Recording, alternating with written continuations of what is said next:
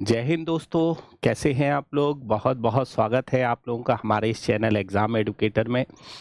तो कैसी चल रही है पढ़ाई? तो आप सोचते होंगे कि डेली आके सर क्यों पूछते हैं कि कैसी चल रही है पढ़ाई? क्या कारण है कि सर आकर डेली कह देते हैं कैसी चल रही है पढ़ाई? मैं इसलिए कि आप मोटिवेट रहें।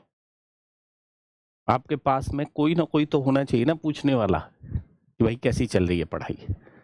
तो ज़ाहिर-सी बात है कि आप फिर अगर नहीं पढ़े होगे 1-2 दिन में तो आप पढ़ना बैठ जाओगे। यूपीएससी वालों के लिए तो ये समझ लीजिए कि अंतिम बेला है ये और अब उनको जूझना पड़ेगा, मरना पड़ेगा। 15-20 दिन जो बचे हैं, 15 दिन बचे हैं अब तो, गिनती के अगर देखा जाए 12-13 दिन। तो आप ये मान लीजिए कि उनको तो जूझना पड़ेगा और बहुत अच्छी तरीके से जूझना पड़ेगा। अब रिवीजन का टाइम बहुत क्विकली हो गया है। पढ़ते चलो, पढ़ते चलो, पढ़ते चलो। ऐसा मत सोचना कि नहीं मुझे याद हो जाए, याद नहीं होगा आप ये मान लो। एक बार रिवीजन मार लोगे, अगर आँखों में बैठा होगा तो एग्ज़ाम में कर ले जाओ क्वेश्चन। लेकिन क्यों? क्योंकि वो फर्स्ट मेमोरी में रहेगा आपके। अब फर्स्ट मेमोरी में रहेगा तो कोई चिंता की बात है नहीं, अपने आप ही सॉल्व हो जाएँगे क्वेश्चन। ठीक है? तो तैयारी ज़रूर बनाए रखिएगा और धैर्य रखिएगा, होगा ज़रूर। इकोनॉमिक्स से आप जुड़े रहें उसके लिए मैंने आप लोगों के लिए क्लास स्टार्ट कर दी है। कि आप इकोनॉमिक्स से जुड़े रहें और पर डे एक वीडियो देख लो आधे घंटे की यार। किसी भी समय, हम ये थोड़ी ना कहते हैं कि रात में देखो, जब हम ला रहे हैं उसी समय लाइव आकर देखो, ऐसा नहीं कहता हूँ। मेरा मानना ये है कि जब भी आपको टाइम मिल जाए तब आप उस वीडियो को देख लो। इससे होगा क्या कि आपका एक कॉन्सेप्ट क्लियर हो जाएगा और दिन भर में अगर एक कॉन्सेप्ट क्लियर हो रहा है इकोनॉमिक्स का तो 100% एग्जाम सेंटर तक तो बहुत कॉन्सेप्ट हो जाएंगे। मतलब 100 के करीब सेंटर हो जाएंगे, जो कॉन्सेप्ट हैं वो डेवलप हो जाएंगे। बहुत है 100 कॉन्सेप्ट, उनके क्वेश्चन 100 के क्वेश्चन, अगर हर में मैं 10 क्वेश्चन 5 क्वेश्चन दे ही रहा हूँ तो एवरेज रूप से 500 क्वेश्चन 700 क्वेश्चन आपके हो जाएंगे उस टॉपिक से सारे मिलाकर। तो आप धैर्य रखो और धैर्य रख के धीरे, धीरे, धीरे, धीरे कछुए की चाल चलते रहो। किसी को बताओ ही मत। तो बिल्कुल अच्छी तरीके से तैयारी करते हुए चलना है। ठीक है ना? और निराश मत होना इस समय। निराशा का काम नहीं है। आप ये मान लो कि इस बार आपका फाइनल हो रहा है। फाइनल हो रहा है। और ये भी मत सोचना कि नहीं मैं बड़े संस्थान से पढ़ता तो मेरा सिलेक्शन हो जाता, मैं बहुत बड़े यूट्यूबर से पढ़ता तो मेरा सिलेक्शन हो जाता, मैं किसी बड़ी कोचिंग में फीस नहीं जमा कर पाया हूँ इसलिए सिलेक्शन नहीं होगा, तो ऐसा मत सोचना बिल्कुल भी। ऐसा मत सोचना, ठीक है? कि बड़ी संस्थान बनते कैसे हैं? बड़ी संस्थान बनते कैसे हैं? बड़ी संस्थान बनते हैं पैसों से। बड़ी संस्थान बनते हैं जब आपके पास में खूब रुपया हो, आप उसको मार्केटिंग में लगा दो। मार्केटिंग में लगा दो, करोड़ों रुपए उड़ेल दो, तो ऑटोमेटिकली बड़े संस्थान बन जाते हैं वो। अब मेरे पास में उतना रुपया है ही नहीं, तो मैं कैसे बड़े संस्थान बन सकता हूँ? धीरे-धीरे करूँगा काम, धीरे-धीरे एक तरह से चलूँगा। जिसके पास में पैसा होगा, वो तुरंत ही उभर कर आ जाता है।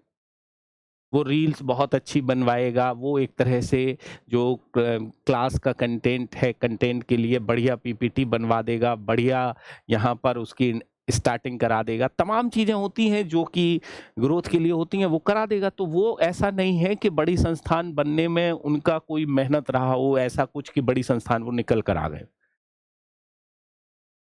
तो ऐसा नहीं है, वो सब पैसे का खेल होता है बड़ी संस्थान, तो आप ये मत सोचिए।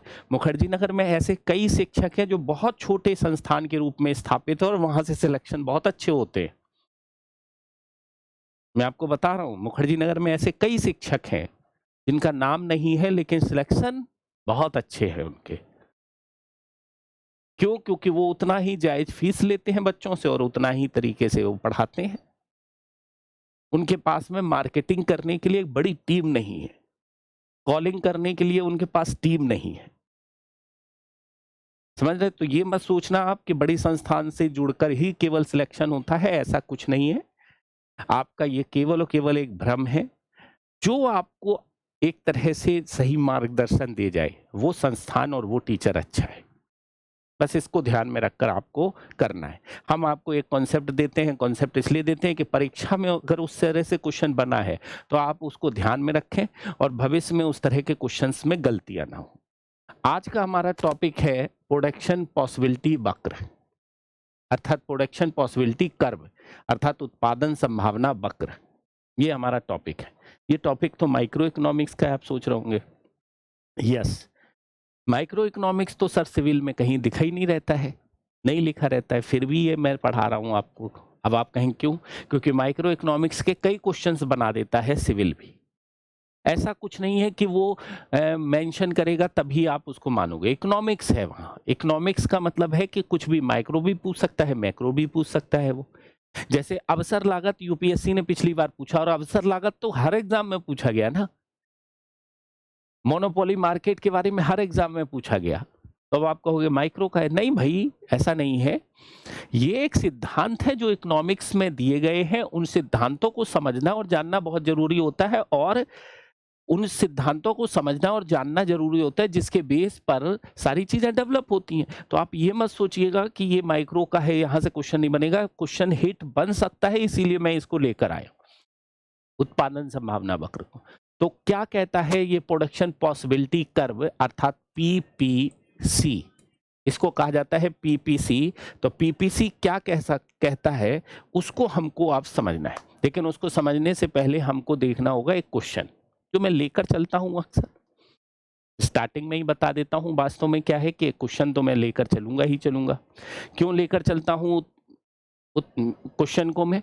उसका कारण यह है कि आप जान लो कि भैया कैसे क्वेश्चन पूछता है, इसी के बेस पर आप अच्छी तैयारी कर सकते हो। तो देखते हैं उत्पादन संभावना वक्र क्या दर्शाता है। अर्थव्यवस्था में वस्तुओं और सेवाओं का वास्तविक कीमत, अर्थव्यवस्था में संसाधनों का उत्पादन संभावना वक्र क्या दर्शाता है? ऑप्शन है अर्थव्यवस्था में वस्तुओं और सेवाओं की वास्तविक कीमत को दर्शाता है, अर्थव्यवस्था में संसाधनों का इष्टतम आवंटन को दर्शाता है, सी है उपलब्ध संसाधनों और प्रौद्योगिकी के साथ उत्पादित किए जा सकने वाले दो वस्तुओं के अधिकतम संभावित संयोजनों को दर्शाता है, या अर्थव्यवस्था में मुद्रा आपूर्ति के स्तर को दर्शाता है। 4 ऑप्शन दिए गए हैं, 4 में कौन सा जवाब होगा? फटाफट कमेंट बॉक्स में लिखकर बताओ कि 4 ऑप्शन में कौन सा जवाब होगा आपका। चलते हैं हम लोग उत्पादन संभावना वक्र की तरफ चलते हैं कि क्या होता है उत्पादन संभावना वक्र। ठीक है, तो सबसे पहले जब हम उत्पादन संभावना वक्र की बात करते हैं, उत्पादन संभावना वक्र की बात करते हैं, तो वास्तव में होता क्या है उत्पादन संभावना वक्र? होता क्या है? देखो, अर्थव्यवस्था में एक समस्या है, क्या उत्पादन किया जाए? गेहूं का उत्पादन किया जाए, चावल का उत्पादन किया जाए, पुदीना का उत्पादन किया जाए, या फिर मशीनों का उत्पादन किया जाए? क्या उत्पादन किया जाए? ये एक सबसे बड़ी समस्या है। उन समस्या पर प्रकाश डालने वाला जो वक्र है वो कहलाता है उत्पादन संभावना वक्र, जो ये बताता है कि दो वस्तुओं के बीच में अधिकतम उत्पादन की क्या संभावनाएं बन सकती हैं। ठीक है, जो बताता है क्या, दो वस्तुओं के बीच में, 3 वस्तुएं नहीं, 2 वस्तुओं के बीच में अधिकतम उत्पादन की क्या संभावनाएं बन सकती हैं, उसी को बताता है उत्पादन संभावना वक्र। ठीक है, तो मेन कॉन्सेप्ट आपको याद रखिएगा। कितनी वस्तुओं के बीच है? तो आप कहोगे कि ये सर 2 वस्तुओं के बीच है। कितनी वस्तुओं के बीच? 2 वस्तुओं के बीच है। ठीक है, क्या दिखाता है ये? अधिकतम उत्पादन की संभावना है। 2 वस्तुओं के बीच अधिकतम उत्पादन की संभावना को दिखाता है, कि संभावना को प्रदर्शित करता है, अर्थात क्या उत्पादन किया जाए, उस समस्या का एक निर्णय लेने की संकल्पना डेवलप करने का काम करा देता है। एक निर्णय लेने की संकल्पना को डेवलप कराने का कार्य करा देता है कि उत्पादन किया जाए और कितनी मात्रा में उत्पादन किया जाए, इसको बता देता है। अब जब इसको बता देता है तो जाहिर सी बात है, क्या उत्पादन संभावना वक्र वास्तव में अगर देखा जाए तो दो वस्तुओं और सेवाओं के अधिकतम संभावित उत्पादों, संभावित संयोजनों को दर्शाता है। अधिकतम संभावित संयोजनों को दर्शा देता है ये उत्पादन संभावना वक्र। अब जाहिर सी बात है कि जब उत्पादित संभावना वक्र अधिकतम संयोजनों को दर्शाता है, तो ऐसी कंडीशंस में क्या है कि ये बताता है कि अगर सीमित संसाधन है और स्थिर तकनीकी है, तो दो वस्तुओं के बीच अधिकतम उत्पादन कितना हो सकता है, अधिकतम उत्पादन कितना हो सकता है। और ये बताता है वास्तव में कि अगर हम एक वस्तु का उत्पादन बढ़ाते हैं, तो दूसरी वस्तु के उत्पादन को हमें कितना त्यागना पड़ेगा, क्योंकि दूसरी वस्तु का भी हमें जो त्यागना है वो उसके वास्तव में संयोजनों को दर्शा रहा होगा, जिसे हम क्या कहते हैं, अवसर लागत कहते हैं। ठीक है, अवसर लागत को हमने एक जो है अलग से वीडियो बनाएंगे अवसर लागत को, लेकिन बशर्ते आप यहां पर ये समझ लो अवसर लागत है क्या। अवसर लागत वस्तु क्या है कि एक अवसर प्राप्त करने के लिए या एक वस्तु को प्राप्त करने के लिए जब दूसरी वस्तु को त्यागना पड़ता है, तो त्यागी गई मात्रा ही अवसर लागत कहलाती है। ठीक, जैसे मान लेते हैं क्या कि मैंने एक वस्तु या सेवा को प्राप्त करने के लिए जब दूसरे को हमें त्यागना पड़ता है, तो उसी को हम क्या कहते हैं, अवसर लागत। जैसे मैं हूं, तो मैं एक तरह से इंजीनियर या टीचर, तो मैंने इंजीनियरिंग त्यागी, और जब इंजीनियरिंग त्यागी तो मैं क्या बन गया, टीचर। ठीक, मैं किसान या टीचर, तो मैंने किसानी छोड़ दी, टीचर बन गया। तो किसानी छोड़ने की जो कॉस्ट है उसी को हम क्या कहेंगे, अवसर लागत, उसी को हम लोग अवसर लागत है। तो यहां पर क्या है कि ये वास्तव में अगर देखा जाए तो वस्तुओं और सेवाओं के अधिकतम संयोजनों को दर्शाता है। अधिकतम संयोजन का मतलब है कि गेहूं का अधिकतम कितना होगा, चावल का कितना होगा। अगर मैं गेहूं का बढ़ाता हूं तो चावल का कितना कम करेगा। तो अधिकतम संयोजनों को दर्शाने वाला जो ग्राफ है वो उत्पादन संभावना वक्र के नाम से जानते हैं। अब जाहिर सी बात है कि उत्पादन संभावना वक्र किस मूल धारणा पर आधारित होता है। तो ये धारणा है, सबसे बड़ी बात है किस मूल धारणा पर आधारित है उत्पादन संभावना वक्र। ये धारणा है किस बात की, ये धारणा है दुर्लभता। वस्तुएं हमें पता है कि अत्यंत सीमित है, ठीक है, अत्यंत सीमित है और सीमित संसाधनों से ही हमें उत्पादन करना है। ठीक है, सीमित संसाधनों से ही मुझे उत्पादन करना है, इस सिद्धांत पर आधारित है ये। इसकी मूल अवधारणा इस पर बेस्ड होकर बनाई गई है कि दो वस्तुओं का चुनाव करना है उत्पादन के लिए, गेहूं और चावल। तो गेहूं और चावल का जब मुझे एक तरह से यहां पर उत्पादन करना है, तो गेहूं और चावल का उत्पादन एक तरह से हम कैसे कर सकते हैं, कैसे कर सकते हैं, उस बात को दिखाता है। और इन दोनों में से हमें एक तरह से जब चुनना होगा तो हम गेहूं के उत्पादन को चुने और साथ में चावल के उत्पादन को चुने, या केवल गेहूं के उत्पादन को चुने या केवल चावल के उत्पादन को चुने, इस बात को भी रिप्रेजेंट करता है ये उत्पादन संभावना वक्र। ये गेहूं के उत्पादन को ही चुने या चावल के उत्पादन को चुने, या गेहूं और चावल दोनों के उत्पादन को चुने। तो एक तरह से अर्थव्यवस्था में जब वस्तुओं का हम असीमित रूप से उत्पादन नहीं कर पाएंगे, तो ऐसी स्थिति में हमें उत्पादन को चुनना पड़ेगा। और चुनना जब पड़ेगा तो एक विकल्प चुनना पड़ेगा कि किसका कितना उत्पादन किया जाए और किसका कितना उत्पादन कम किया जाए। इस विकल्पों को चुनने की मूल सिद्धांत पर आधारित होता है ये। जैसे साइकिल या स्कूटर, तो अब साइकिल की ज्यादा डिमांड है नहीं, स्कूटर की ज्यादा डिमांड है, लेकिन साइकिल की ज्यादा आवश्यकता है क्योंकि गरीब लोग ज्यादा हैं। तो हमें चुनना है कि साइकिल का कितना उत्पादन किया जाए, स्कूटर का कितना उत्पादन किया जाए, क्योंकि आयरन तो उतना ही है ना, आयरन का उतना ही है। वहीं पर दूसरा हमें यह भी देखना होता है, क्या चुनाव भी है, चुनना है। और तीसरा क्या है, अवसर लागत। मूल सिद्धांत है क्या, अवसर लागत पर केंद्रित है। ये तीन चीजों पर एक तरह से मूल अवधारणा इसकी बनी हुई है। अवसर लागत का मतलब है एक वस्तु का उत्पादन किए तो दूसरी वस्तु को हम खोए, तो खोने वाली एक तरह से जो लागत है वो अवसर लागत है। तो हमें ये भी तो देखना है कि कहीं ऐसा तो नहीं है कि अवसर लागत एक तरह से ज्यादा निकल कर आ रही, तो ज्यादा नहीं, अवसर लागत बहुत ज्यादा निकल कर आ रही है और हमारे लिए, अर्थव्यवस्था के लिए ठीक नहीं है वो। तो वो भी हमें चुनने की संकल्पना रिप्रेजेंट करता है। तो अवसर लागत की अवधारणा पर भी ये आधारित होता है यहाँ। अब वास्तव में अगर देखा जाए तो हम अगर इस ग्राफ को समझें तो कैसे ये ग्राफ बनेगा, कैसे ये ग्राफ बनेगा, इस तरह से ग्राफ यहाँ पर बनते हुए दिखाई दे जाएगा अगर हम इस ग्राफिक मेथड से इसको समझने की कोशिश करें। ठीक है, ग्राफिक मेथड से इसको समझने की कोशिश करें। जैसे मान लेते हैं तो दो वस्तुएं हैं, ठीक, कितनी वस्तुएं? दो वस्तुएं। दो वस्तुओं को हमें उत्पादन करना है।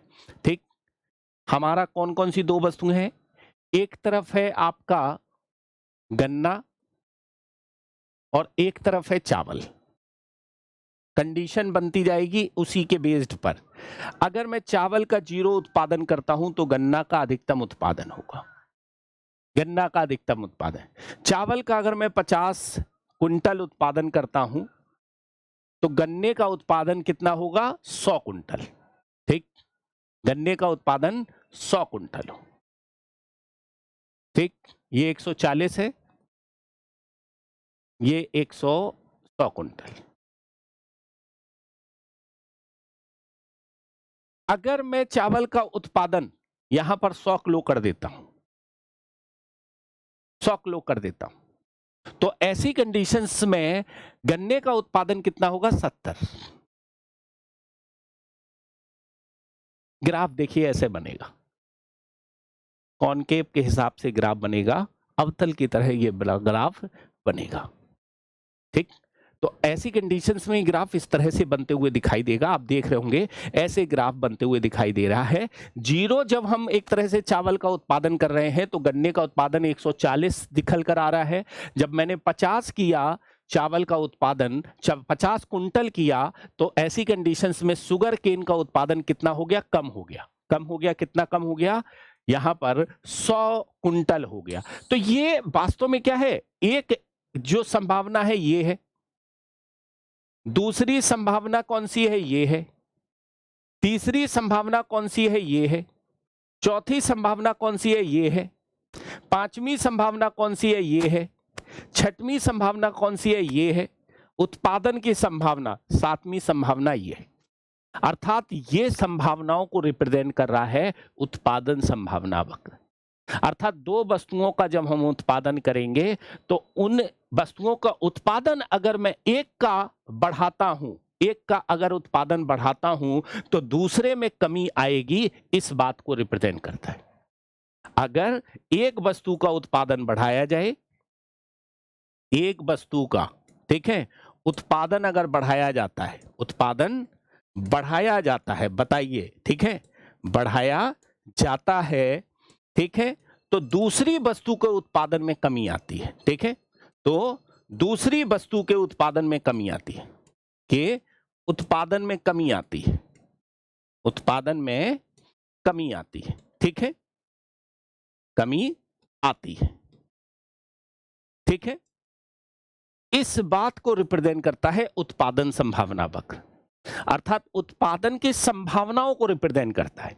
दो वस्तुओं के अधिकतम उत्पादनों के संयोजनों को रिप्रेजेंट करने वाला, दो उत्पादों के समूहों को रिप्रेजेंट करने वाला, अधिकतम उत्पादन के समूहों को रिप्रेजेंट करने वाला जो ग्राफ है, वही ग्राफ कहलाता है उत्पादन संभावना वक्र।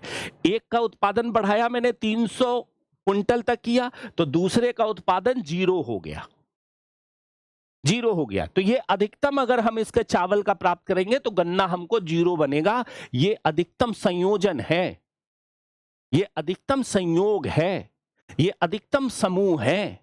अगर मैं 250 क्विंटल एक तरह से चावल उत्पादन करता हूं तो गन्ना 10 ही होगा। इस बात को रिप्रेजेंट करता है। अर्थात प्रोबेबिलिटी कर्व गन्ना और चावल के संदर्भ में जब मैंने समझा तो इस तरह से ग्राफ बनते हुए दिखाई देता है, इस तरह से ग्राफ बनते हुए दिखाई देता है उत्पादन संभावना वक्र। तो अब आपको याद रहेगा कि उत्पादन संभावना वक्र क्या होता है। तो अब आप बड़े आराम से कहोगे कि उत्पादन संभावना वक्र दो वस्तुओं के अधिकतम उत्पादनों का संयोजन है या सहयोग है, संयोग है। ठीक है, जो ये बताता है कि दो वस्तुओं का एक समय में अधिकतम उत्पादन कितना किया जा सकता है। ठीक, और ये संयोजन एक तरह से निकल कर आता है इस तरह के ग्राफ के माध्यम से। एक संयोजन, दो संयोजन, 3, 4, 5, 6, 7, इस तरह से ये संयोजन बनते हैं अर्थव्यवस्था में। इससे फायदा क्या है? इससे उद्योगपति ये पता लगा लेते हैं क्या कि हम अगर इसका उत्पादन करेंगे तो इसका इस पर क्या प्रभाव पड़ेगा, अगर मैं इसका उत्पादन करूंगा तो इस पर क्या प्रभाव पड़ेगा। एक तरह से जो चयन की समस्या है उस समस्या का समाधान देने में थोड़ा सा हेल्प कर देता है कि भैया किसका उत्पादन किया जाए, इसका समाधान करने में ये हेल्प कर देता है। अब उस समय बाजार की कीमत के आधार पर इसकी अवसर लागत देख लेते हैं। इसकी अवसर लागत देख लेते हैं कि कीमत के आधार पर भैया हमने खोई हुई कीमत, कहीं ऐसा तो नहीं है कि हमें खोई हुई कीमत अगर हम उसको बनाने लगे तो हमें ज्यादा प्रॉफिट हो जाएगा, हम उसको बनाने लगे तो हमें ज्यादा प्रॉफिट हो जाएगा।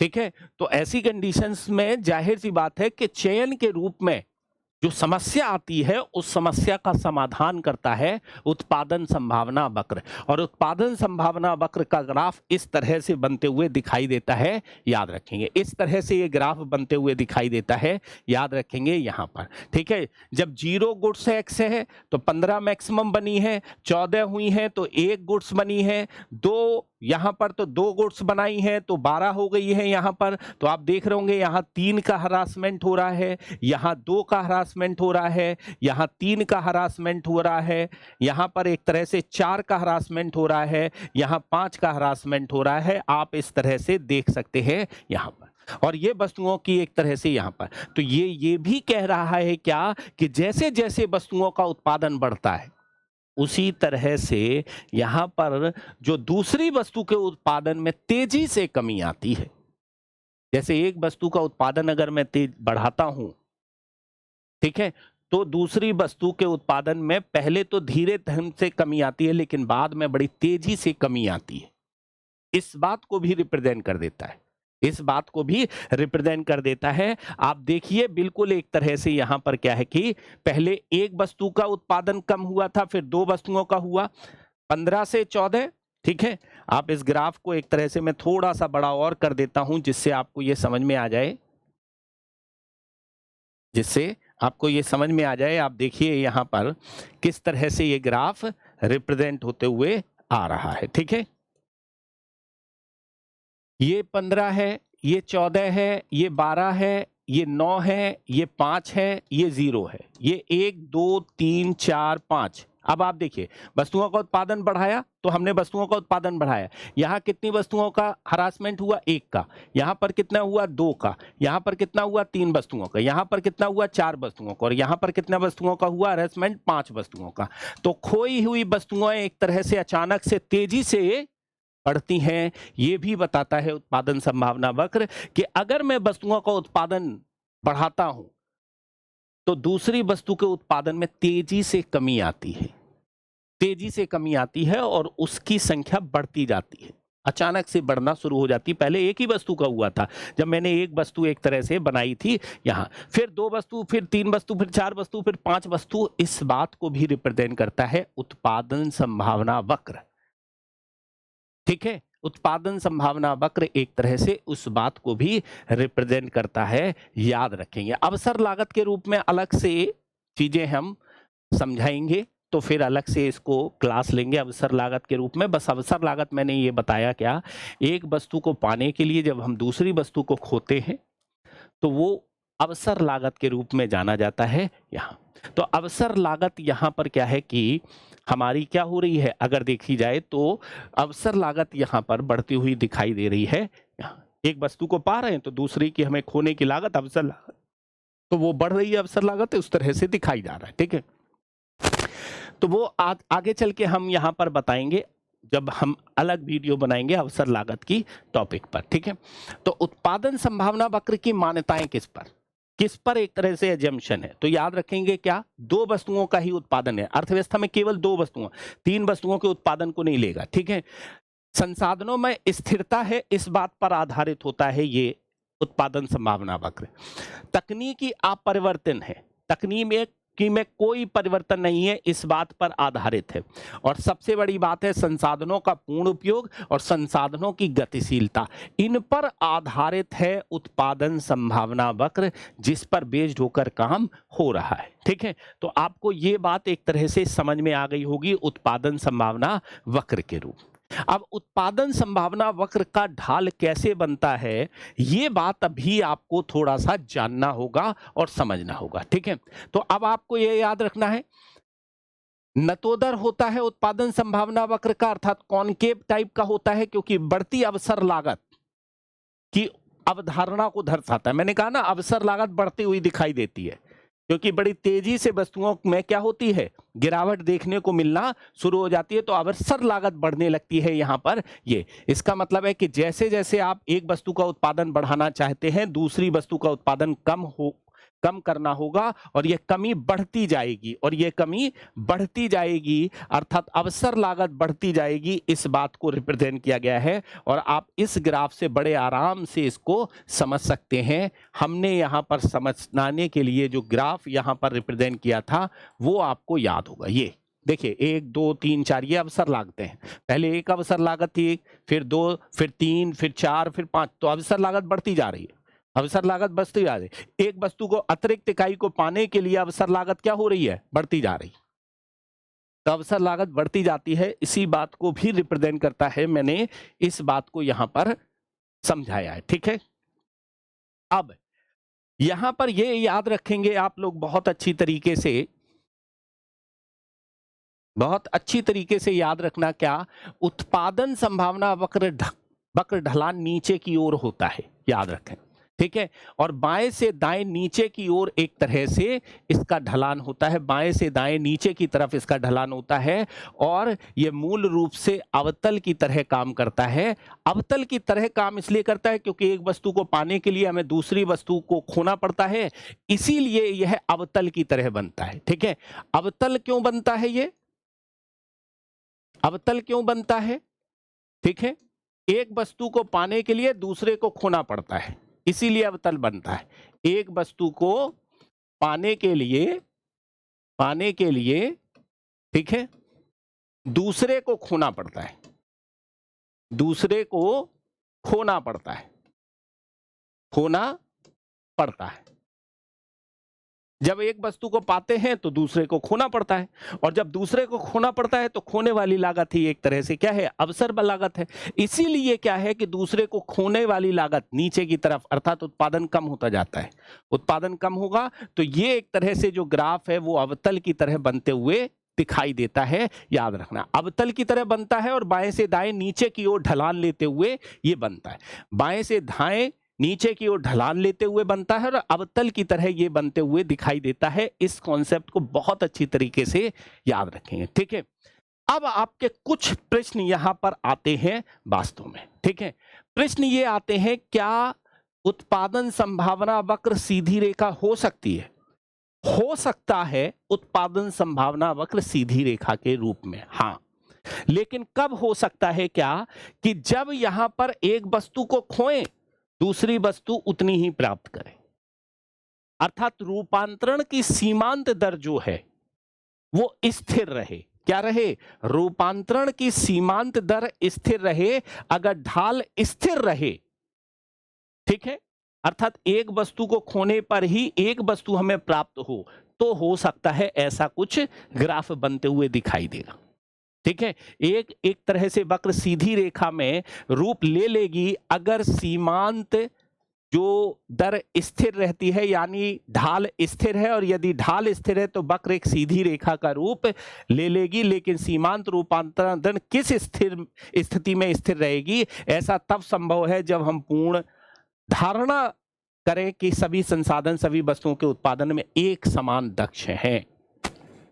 ऐसा संभव है, वैसे ऐसा संभव है जब हम एक तरह से पूर्व कल्पना में आ जाएं, और पूर्व कल्पना में आ जाएं क्या कि सभी संसाधन सभी वस्तुओं के उत्पादन में एक समान रूप से दक्ष हैं, तभी हम इस तरह की संकल्पना बना सकते हैं, नहीं तो नहीं बना सकते।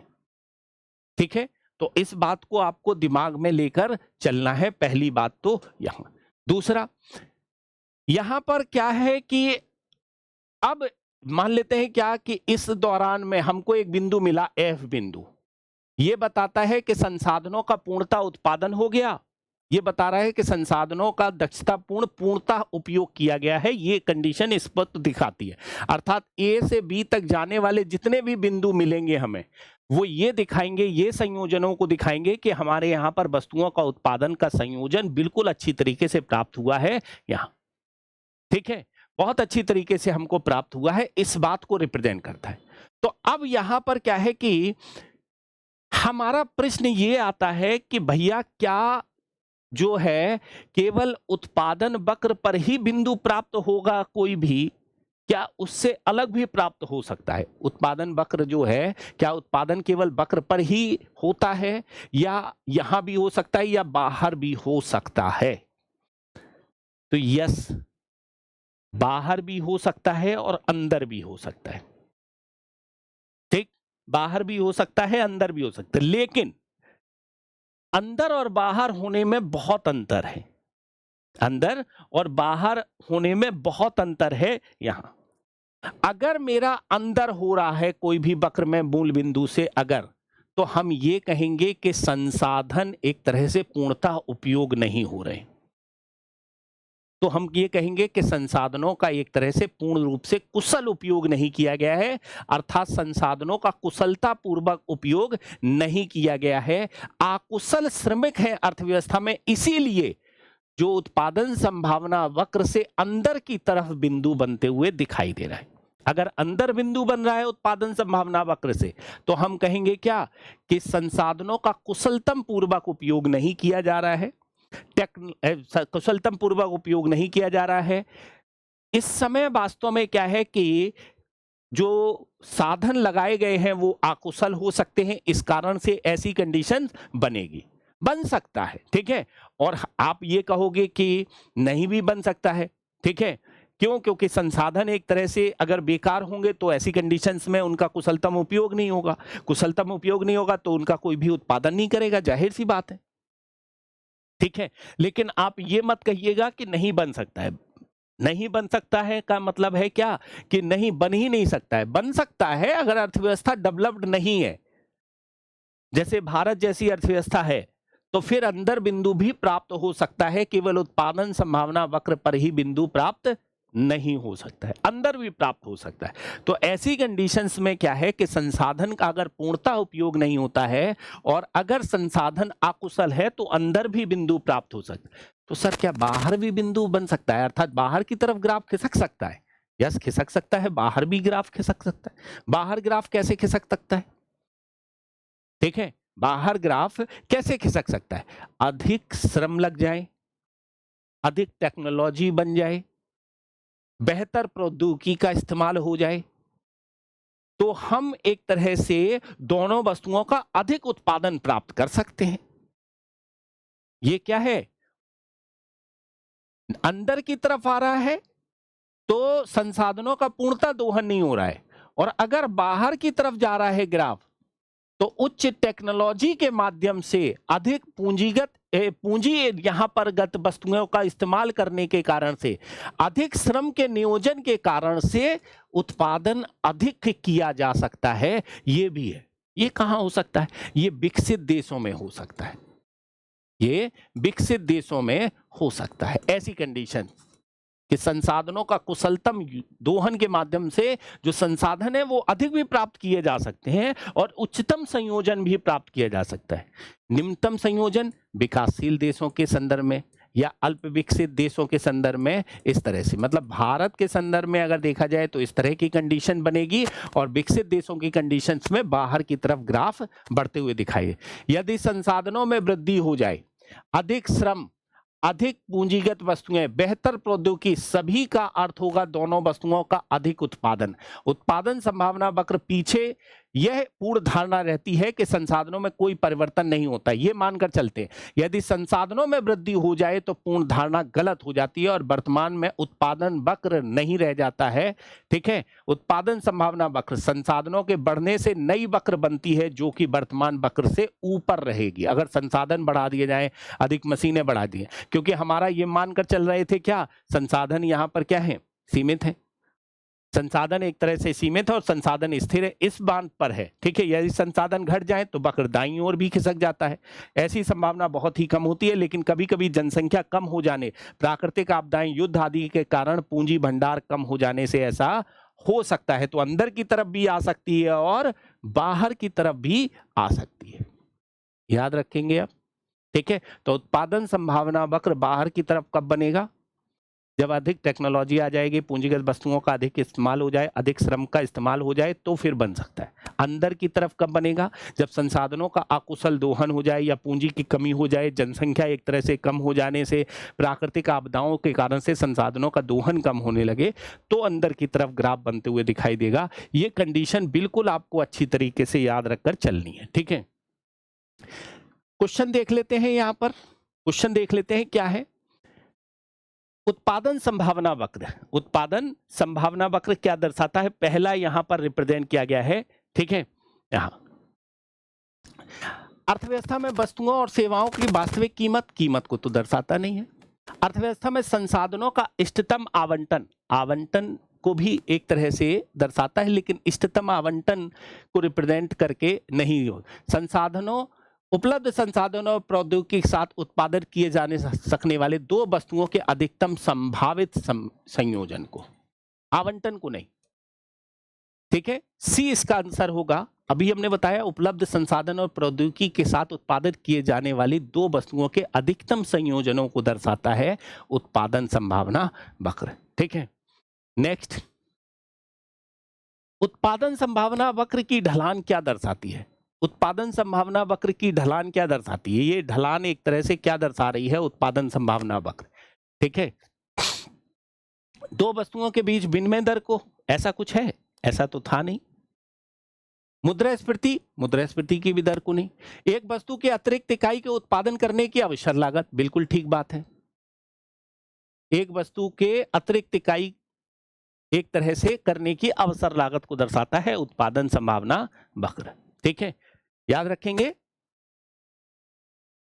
एक वस्तु को प्राप्त करने के लिए जितनी वस्तुएं हमें खोनी पड़ती हैं वो अवसर लागत है। धीरे धीरे अवसर लागत क्या होती है? बढ़ती जाती है। याद रखेंगे आप, पहले थोड़ी धीमे होती है, फिर धीरे धीरे क्या होती है? बढ़ती जाती है अवसर लागत। उसी को रिप्रेजेंट किया गया है। नेक्स्ट यहां पर देख लेते हैं, क्या है? एक अर्थव्यवस्था जो अपने उत्पादन संभावना वक्र के अंदर एक बिंदु पर काम कर रही है, क्या दर्शाती है? ठीक है, ये कह रहा है एक अर्थव्यवस्था जो अपने उत्पादन संभावना वक्र के अंदर एक बिंदु पर काम कर रही है। ठीक है, यहां पर है उत्पादन संभावना वक्र। उत्पादन संभावना वक्र ये है, और अगर ये अंदर काम कर रहा है उत्पादन संभावना का एक बिंदु, तो इसका मतलब है कि संसाधनों का पूर्ण दोहन नहीं हो रहा है, अक्षम है। बाहर आ जाए तो टेक्नोलॉजी बढ़िया है, अंदर है तो अक्षम है, मैंने ये बताया। तो क्या होगा? ठीक है, संसाधनों का अक्षम उपयोग या बेरोजगारी कुशल संसाधन नहीं है, कुशल संसाधन नहीं है, उसी बात को रिप्रेजेंट करेगा। ठीक है, उत्पादन संभावना वक्र आम तौर पर मूल बिंदु से अवतल होता है। क्यों अवतल होता है? क्यों अवतल होता है उत्पादन संभावना वक्र मूल बिंदु से? तो बताइएगा क्या? ठीक है, किस कारण से होता है? बढ़ती अवसर लागत के कारण से होता है। घटती अवसर लागत नहीं, बढ़ती अवसर लागत के कारण से होता है। स्थिर अवसर लागत नहीं, बढ़ती अवसर लागत के कारण से। हमने बताया ना, अवसर लागत बढ़ती, जैसे जैसे अर्थव्यवस्था में एक वस्तु का अधिक उत्पादन करने से दूसरी वस्तु को स्थानांतरित करती है, तो प्रत्येक अतिरिक्त इकाई का उत्पादन करने पर अवसर लागत क्या होती है? बढ़ती जाती है। इस बात को रिप्रेजेंट करता है उत्पादन संभावना वक्र। ठीक है, तो बढ़ती अवसर लागत को दिखाता है। मैंने उसको ग्राफ में आपको बताया भी है और समझा भी दिया है। ठीक है, नेक्स्ट है यहां पर, निम्नलिखित में से कौन सा एक कारक उत्पादन संभावना वक्र बाहर की ओर, बाहर की ओर आ जाता है, बाईं ओर बाहर की ओर आ जाता है, तो क्या बताता है? अरे सीधा सीधा है, तकनीकी प्रगति को बताता है। नई टेक्नोलॉजी आ गई है अर्थव्यवस्था में, तभी संसाधनों का अधिकतम उपयोग होने लगा है, क्योंकि अधिकतम संसाधनों को यूज करके, अधिकतम तकनीक को यूज करके उत्पादन बढ़ाया गया है। तो ये इस तरह की संभावना को दर्शाता है और ये बताता है आर्थिक विकास की गति को भी, कि अर्थव्यवस्था में आर्थिक विकास की गति तेज हो रही है, इस बात को भी दिखाता है।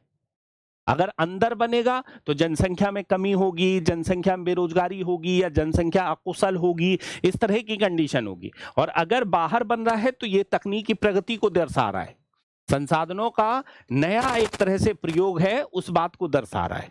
ठीक है, नेक्स्ट है, एक अर्थव्यवस्था केवल दो वस्तुओं गेहूं और कपड़ा का उत्पादन करती है और एक तकनीकी सुधार केवल गेहूं के उत्पादन में दक्षता वृद्धि करती है, तो पीपीसी पर उसका क्या प्रभाव पड़ेगा? पीपीसी पर उसका क्या प्रभाव पड़ेगा? ठीक है, एक अर्थव्यवस्था केवल दो वस्तुओं गेहूं और कपड़ा का उत्पादन करती है और एक तकनीकी सुधार केवल गेहूं के उत्पादन की दक्षता में वृद्धि करता है, तो पीपीसी पर इसका क्या प्रभाव पड़ेगा? ठीक है, तो जाहिर सी बात है कि गेहूं का उत्पादन का अक्ष बाहर की ओर घूमेगा, ठीक है, जबकि कपड़े का क्या होगा? अंदर की तरफ ही रहेगा। कपड़े का तो वहीं रहेगा जहां स्थिर है, क्योंकि कपड़े में तो टेक्नोलॉजी आई नहीं, गेहूं के उत्पादन में तीव्र वृद्धि होगी और बाहर की तरफ घूम जाएगा। जाहिर सी बात है, क्या ये इसका सही आंसर होगा, क्योंकि तकनीकी का प्रयोग कहां हो रहा है? गेहूं के उत्पादन। तो गेहूं के उत्पादन को एक तरह से हम लोग क्या करेंगे? बाहर की तरफ घूमते हुए दिखाई देंगे, इस तरह से बाहर की तरफ बनते हुए दिखाई देगा। नेक्स्ट है, उत्पादन संभावना वक्र के बाहर का एक बिंदु क्या दर्शाता है? क्या दर्शाता है अभी बताइएगा। बाहर की तरफ एक तरह से जो उत्पादन है उसको क्या दर्शा रहा है? ठीक है, कोई भी बिंदु एक तरह से बन रहा है बाहर की तरफ, तो ये बता रहा है कि अप्राप्य कंडीशन है, अप्राप्त उत्पादन की स्थिति है। इन बिंदुओं में पहुंचने के लिए अर्थव्यवस्था में संसाधनों में वृद्धि करनी होगी या फिर तकनीकी प्रगति करनी होगी, या यहाँ पर क्या है कि नई नई टेक्नोलॉजी को उपयोग करते ही इस तरह की बिंदु प्राप्त की जा सकती है। तो ये अप्राप्य कंडीशन के रूप में रिप्रेजेंट होगा, यहाँ पर अप्राप्य स्थिति है। ठीक है, नेक्स्ट है, पूंजीगत वस्तुओं के उत्पादन पर अधिक ध्यान केंद्रित करने वाली, ठीक है, अर्थव्यवस्था की तुलना में उपभोक्ता वस्तुओं के उत्पादन पर अधिक ध्यान केंद्रित करने वाली अर्थव्यवस्था के भविष्य के उत्पादन संभावना वक्र पर क्या प्रभाव पड़ने की संभावना है?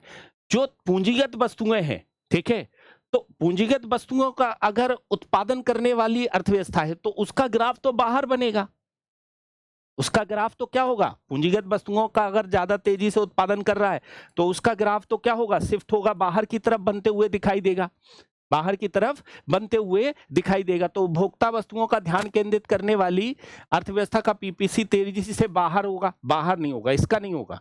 पूंजीगत वस्तुओं पर ध्यान केंद्रित करने वाली वस्तुओं का पीपीसी तेजी से बाहर की ओर स्थानांतरित होगा। यस, तेजी से बाहर की तरफ स्थानांतरित होगा, बाहर की तरफ एक तरह से जाएगा, ये ग्राफ इस तरह से होगा। दोनों अर्थव्यवस्थाओं के पीपीसी समान दर से बाहर स्थानांतरित, ऐसा भी नहीं है। उपभोक्ता वस्तुओं पर ध्यान केंद्रित वाली अर्थव्यवस्था का पीपीसी अंदर की ओर स्थानांतरित, अंदर की तरफ नहीं होगा, ठीक है, वो तो ग्राफ बन ही रहा है। जो पूंजीगत वस्तुओं का इस्तेमाल हो रहा है तो वो ग्राफ यहां पर क्या होगा? बाहर की तरफ बनते हुए दिखाई देगा, ठीक है।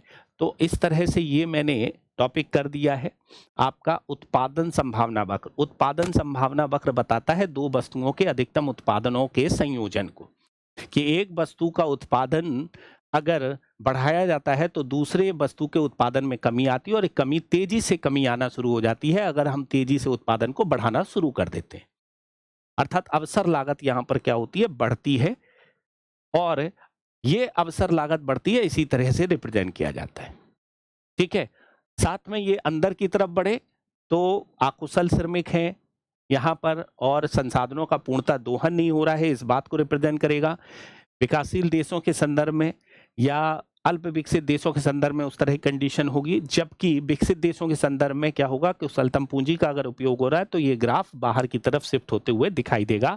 ये इसका मेन कंक्लूजन था जिस पर बेस्ड होकर उत्पादन संभावना वक्र दिखाता है कि दो वस्तुओं का उत्पादन किया जाए तो कैसे यहाँ पर उत्पादन प्राप्त किया जा सकता है। तो ये रही आज की हमारी क्लास। उत्पादन संभावना वक्र, इसी तरह से हम क्लास लाते रहेंगे, आप लोग क्वेश्चन करते रहिएगा और यहाँ पर जो चीज़ें हैं उसके बेस्ड पर आप अगर क्वेश्चन इसी तरह से करते रहते हैं तो 100% आपकी तैयारी बहुत अच्छी हो जाएगी, आप चिंता मत करिएगा। ये कार्य हमारा 365 दिन चलने वाला है। 365 दिन का मतलब है हर 9:30 बजे आपको ये वीडियो मिलेगी जिसमें हम एक टॉपिक की चर्चा करेंगे आप लोगों के बीच में। तो आज के लिए इतना ही, नेक्स्ट क्लास में फिर मिलेंगे। Thank you all of you, शुभ रात्रि, वंदे मातरम।